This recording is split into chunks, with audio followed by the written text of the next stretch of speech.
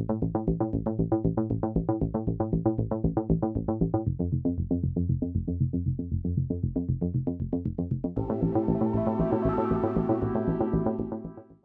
everybody, for tuning in to this week's episode of It Happened to Me, brought to you by thisweirdworld.com. I am very excited to have Cindy and Jenna on the show this week. Hi, ladies. Hello. Hi. So my understanding is you have some paranormal stories to share with me. So why don't you introduce yourselves and then we'll get into your stories. Okay. Hey, Rocky. My name is Cindy Wilson, and I'm a travel agent by trade that is not real busy right now, staying at home. And Perfect. And who is the lovely young lady with you?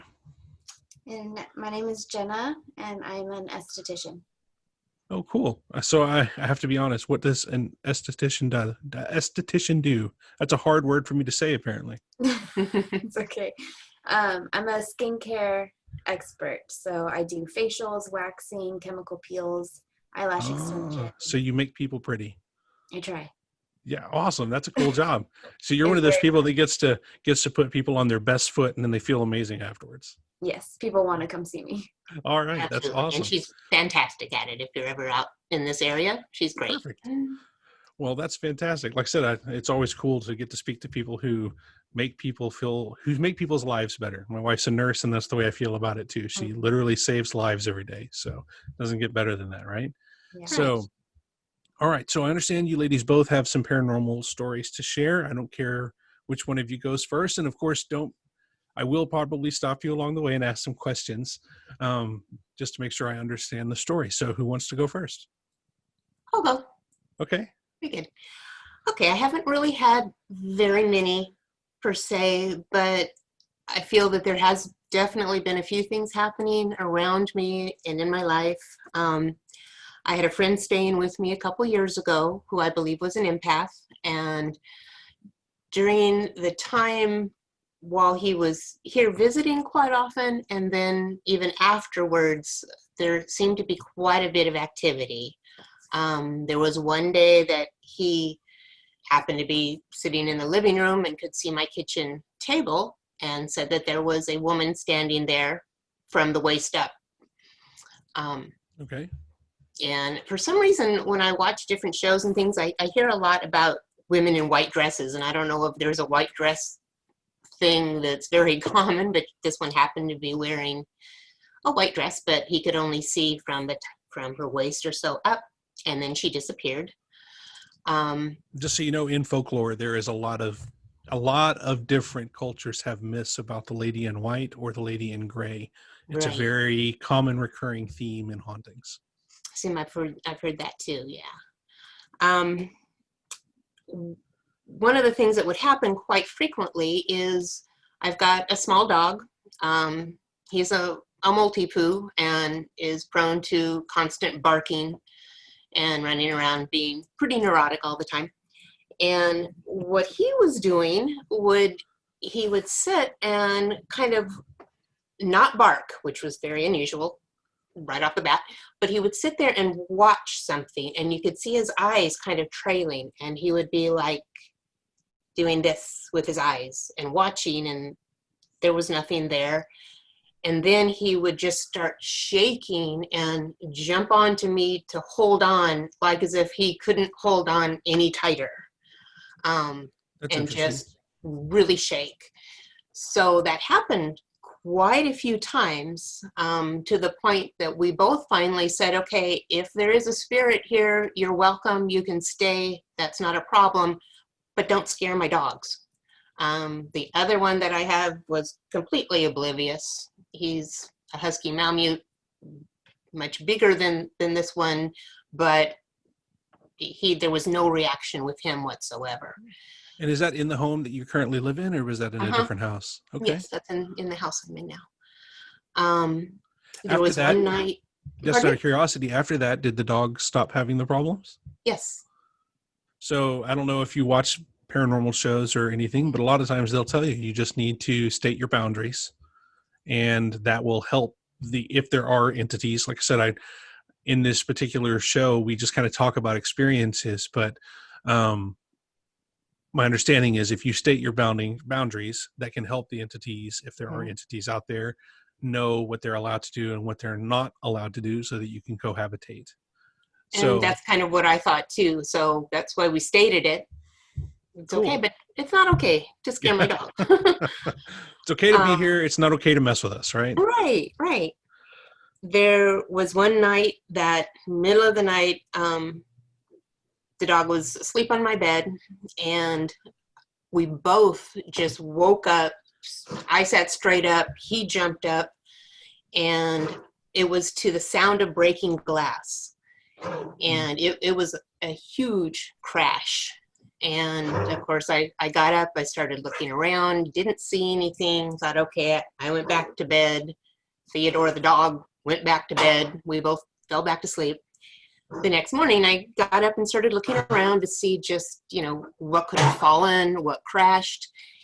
And at the time, there were 3 or 4 boxes stacked on top of each other in my guest bedroom that had glass, crystal, some teacups, that sort of thing, that very breakable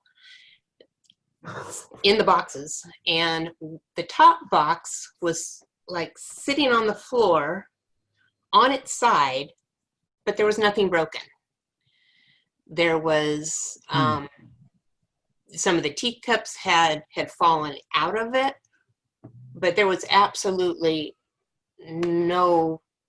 nothing that I could come up with as far as what woke us both up the way it did and the crashing sound. So what you're saying is this, as far as they would have fallen, some of the stuff should have broken. Oh, absolutely. And that was the top box on maybe 4 boxes stacked high. Okay. And if it had truly fallen off, it definitely would have crashed or definitely would have broken. But just the noise that it made to wake us up that way and to get me up and looking. So I didn't see anything. I can't say that I've ever seen the mists or the black mists or anything like that. So for you, it's mostly been auditory or someone else telling you they're experiencing something. Within my home, yeah. And the dog. Okay. The way that he was kind of freaking out that much. That's pretty cool. But I guess the good part about that is you kind of set your boundaries, and then the stuff with the dog settled down. It did. So and then once that person wasn't around anymore and coming in, it all stopped. wow, really? So once the person who was a medium, a self-professed medium, stopped coming around, your paranormal experiences quit. Within my home, yes. Interesting. So some people say that certain people are ghosts are attracted to them, or entities are attracted to them. So maybe that's what was going on. Maybe. Yeah. So Miss Jenna, what stories do you have? Do you have my hand here? Oh, she's got the list. Talk about Shandor first. Shandor. Okay. So I want to say this is probably my first ghost experience that I remember. But we were at Shandor Gardens in Weatherford. Okay. Are you familiar? I am. So just out of curiosity, how old were you at the time? How old was I? 10? 10, maybe. Okay. Very young. So my uncle's friend was working on the grounds as a groundskeeper, or what was she? I don't know if she was the director there. She had keys when no one else was there. Okay. So she had keys, yeah. Yeah, she gave us a private tour on one of the days that it was closed. And after we were sitting, after going through the gardens, we were sitting underneath the tree, kind of in front of what I remember, like an old Victorian house. I'm assuming they do weddings there. It was very cute. I don't know, just an old house on the grounds. And we're sitting there, and I'm looking at the house, and there's a lady in the window. And she's wearing, a bonnet, the long white dress, the full, old school period attire. Yeah, old Victorian type maid attire. And I'm looking, and I asked the group, is there anyone else? Who is in the house? Is it, a cleaner? Who else is here? And the lady assured me, no, we are the only ones on the grounds. I'm the only one with the keys. There's no one in the house. And I looked to my mom and I said, there's someone in the window, and she actually saw her too. And then I looked away for a second. I looked back and she was gone. So that was Interesting. Did they actually go investigate the house right then and to make sure no one was in there? Or no, they No. should have. yeah, they should have for sure. Anything you remember about that experience? No, just that the period attire, it was somebody who might have lived there, Yeah. like back in the maybe late 1800s. I'm not sure when the gardens actually, what the history of those gardens happened to be, but it definitely looked like period attire. And I'll be honest, I know the gardens exist. I've been through there, but I don't know a whole lot about their history either. But it's a beautiful place. If you're ever in the Weatherford, is. Texas area, you should go. So Yeah. So that was my first experience with just seeing the lady in the window. Other than that, I was in labor for quite a few days a few years ago. And while I was in labor, it was induced. So it was like a long haul, 3 or 4 days worth of active labor. And I had I a feel little for you. visitor. Yeah. Thank you. So did I. I had a little visitor with me. She was about a 4-year-old girl of Latino descent. She had, all the, darker skin, long dark hair, brown eyes. I've never seen this girl in my life. And she was just there peeking around the curtain, making sure I was okay. She'd kind of like come up to my bedside and then leave. Kind of like she was just wandering the halls, making sure everyone was okay.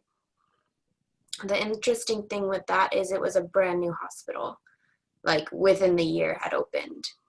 So Interesting. yeah, and I don't know what else they had in the hospital. I know obviously the OBGYN was there, the emergency room, labor and delivery, but as far as what other specialties they have, it wasn't necessarily a pediatric hospital that I know of.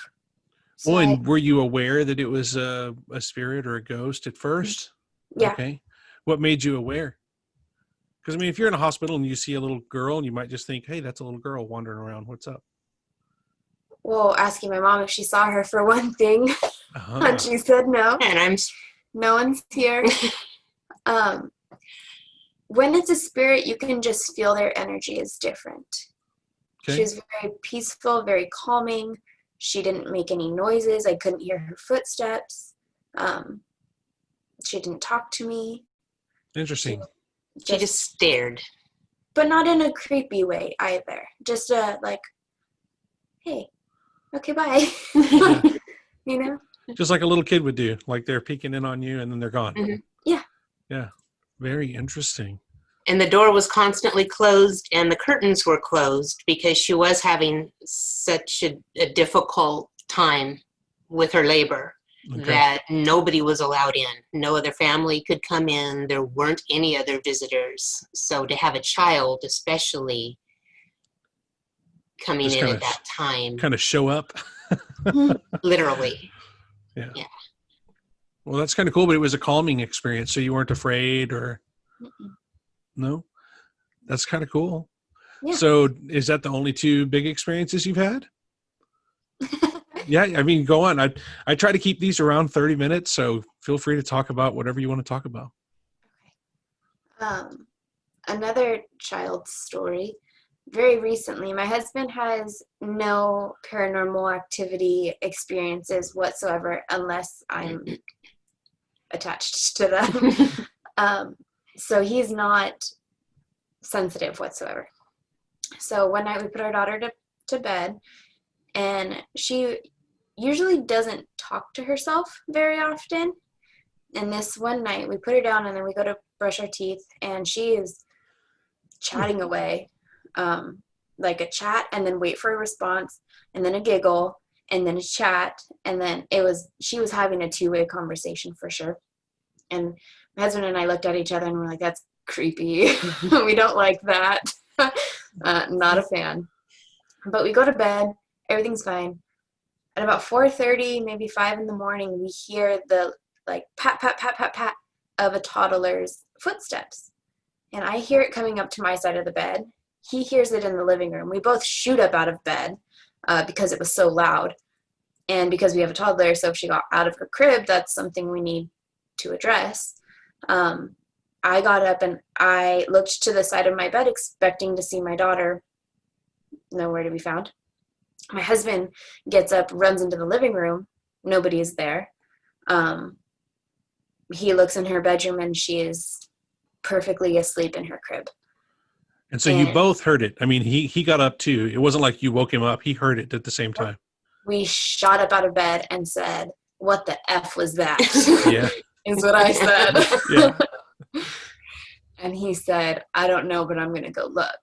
And I said, in my head, I'm like, "But what do you mean look?" It was on my side of the bed, and it's our bed, a little like walkway, and then the window, the door, or the wall.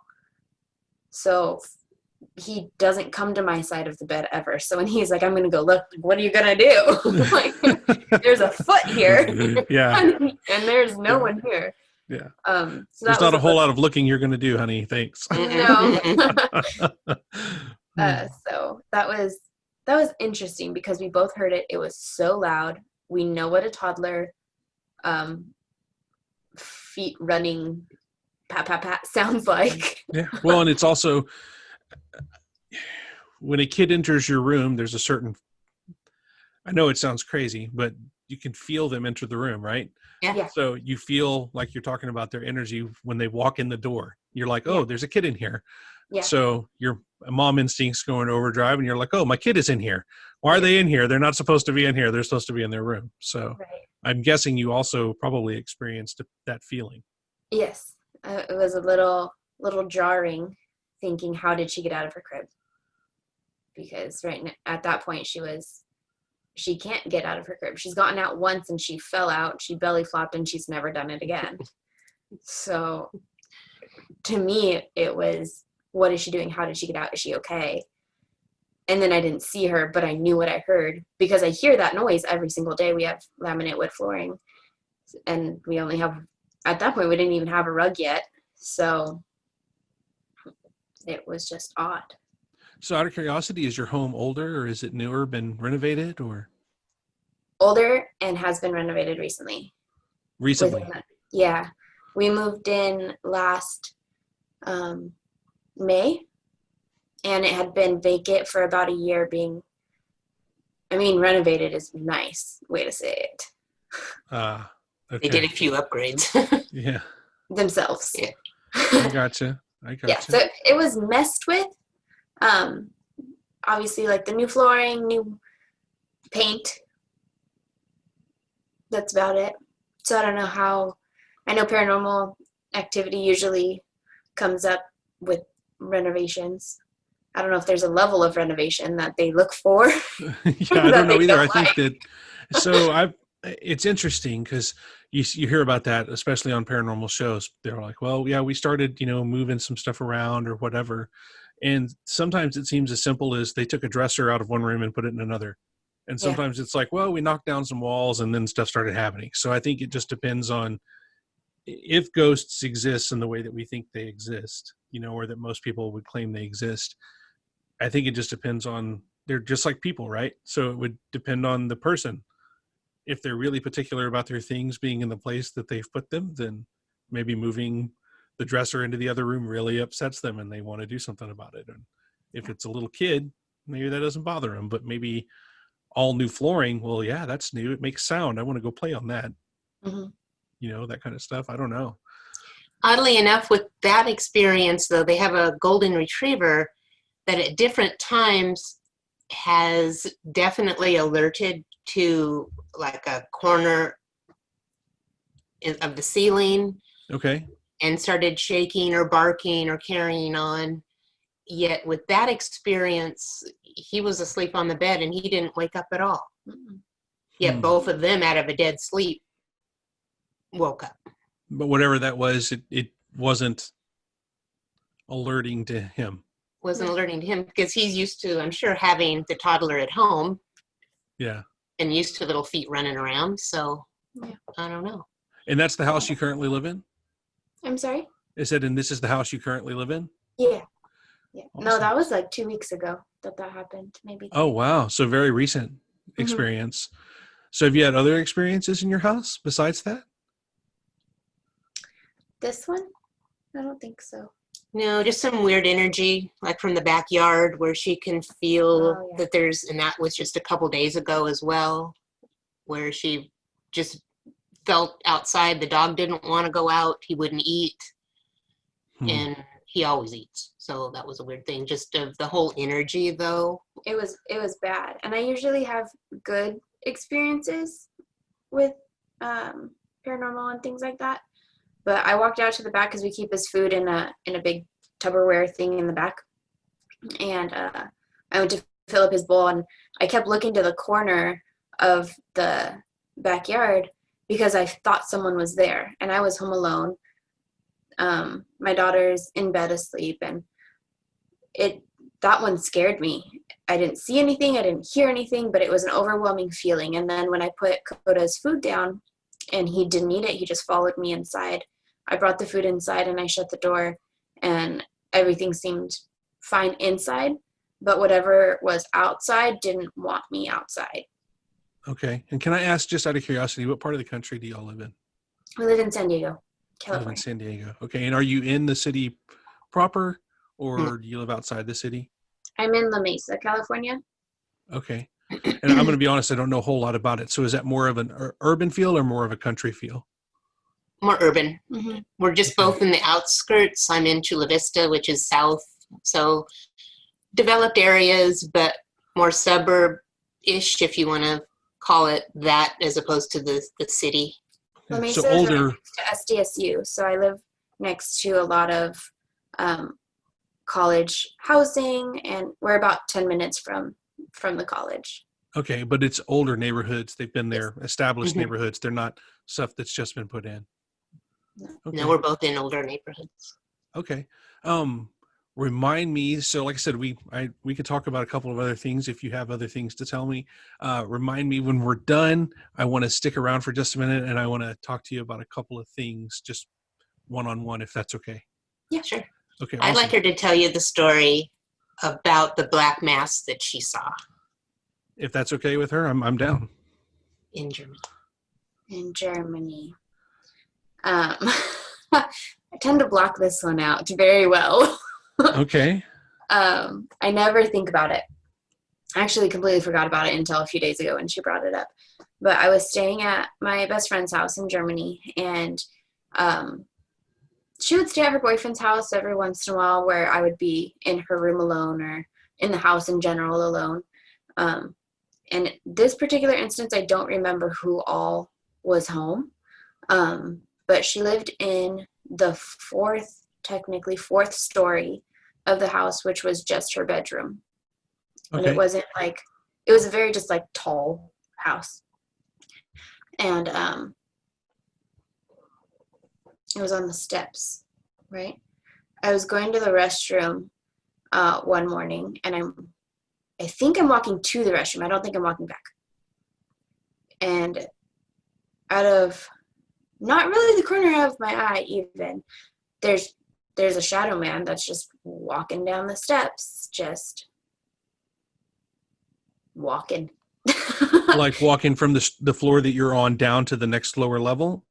Yeah. Or, okay. Because she didn't have a restroom. The restroom was on the second floor, so I had to walk down. And when I say flights, it was like maybe 6 or 7 steps. It wasn't like a full set of stairs. And where I saw him was right next to her younger brother's bedroom.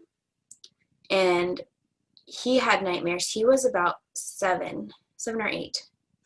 Okay. And he had nightmares to where if I was home alone with him, I would go into his room and comfort him, which was kind of funny because he didn't speak English and I don't speak German. So I just kind of sat there with him. But once my friend moved out of her house, her brother moved into her room and the nightmares stopped. I never mentioned to her that I saw anything in her house. I had a hard time sleeping there but I chalked it up to what's that called when you fly somewhere and you can't sleep? Jet lag? Jet lag. Yeah.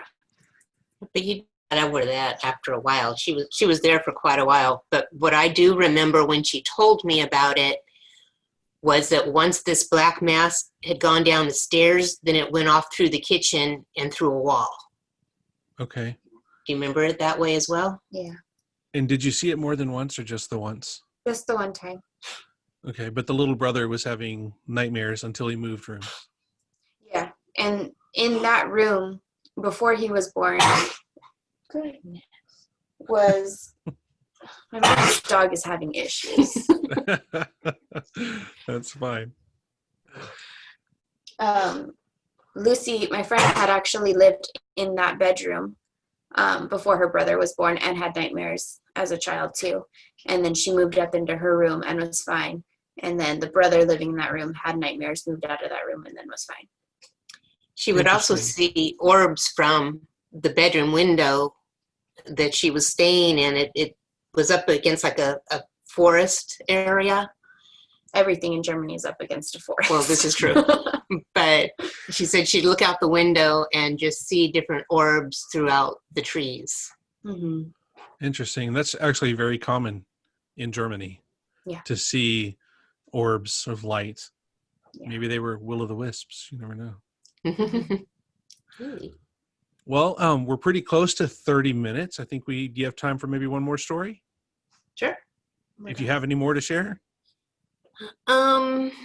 Just something that was really kind of strange that, again, back in the house that I'm in now, not ghostly, but I have seen this again on paranormal shows where sometimes an entity can be an object or something.